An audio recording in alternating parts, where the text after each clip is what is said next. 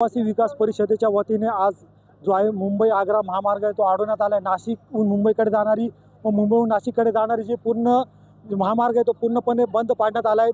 ज्या 12,500 ज्या भरत्या आहेत त्या त्वरित कराव्या, तसेच जे बंजारा आणि धनगर समाजाला आहे ते आदिवासींच्या कोट्यातून आरक्षण देऊ नये यासाठी पूर्ण महामार्ग अडवण्यात आला आहे। आपल्याबरोबर आदिवासी विकास परिषदेचे लकी जाधव, आपण त्यांच्याकडे जाऊन भाऊ काय सांगाल?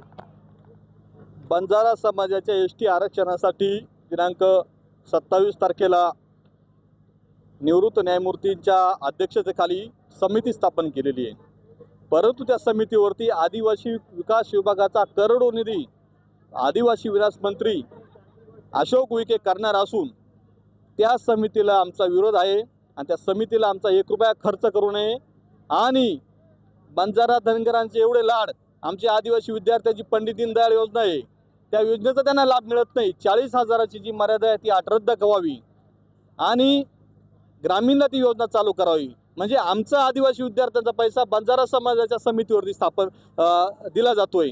त्यामुळे आम्ही या आदिवासी विकास मंत्र्याचा आणि अफगाणिस्तानी व्यापारी जो आहे राज्यमंत्री इंद्रनील नाईक बंजारा समाजाचा, त्याला आदिवासी राज्यमंत्रीपद दिलेले, त्याचं ते राज्यमंत्रीपद तात्काळ काढावं यासाठी राज्यभर राज्यस्तरीय आदिवासींनी प्रत्येक जिल्ह्यामध्ये रास्ता रोको उल्लंघन केलेले आणि जर मंत्र्यांनी या राज्यभर होत असलेल्या रास्ता रोको उल्लंघनाची दखल घेतली नाही, येत्या 17 मार्च रोजी आदिवासी विकास मंत्री अशोक उईके यांच्या बंगल्यावरती हा बंजारा समितीसाठी एसटी आरक्षणाचा GR जो चालू केलेला आहे तो रद्द करावा आणि पंडित दीनदयाळ योजनेचे विद्यार्थ्यांचे योजना आहे त्यासाठी आम्ही या मनुवादी जातीवादी गेंड्याच्या कातडीच्या सरकारच्या छाताडावरती 17 तारखेला मंत्रालयात बसणार आहोत आणि आदिवासी विकास मंत्री यांनी राजीनामा द्यावा अशोक उईकेंनी आणि अफगाणिस्तानी बंजारा हा व्यापारी इंद्रनील नाईक राज्यमंत्री यांनी राजीनामा द्यावा।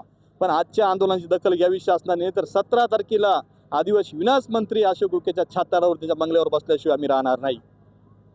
येत्या 17 तारखेला जे आहे ते जे अशोक उईके आदिवासी विकास मंत्री आहे त्यांच्या घरावर आता जर मागण्या मान्य झाल्या नाही तर हा मोर्चा धडकणार आहे। शैलेश पुरोहित, TV9 मराठी, इगतपुरी।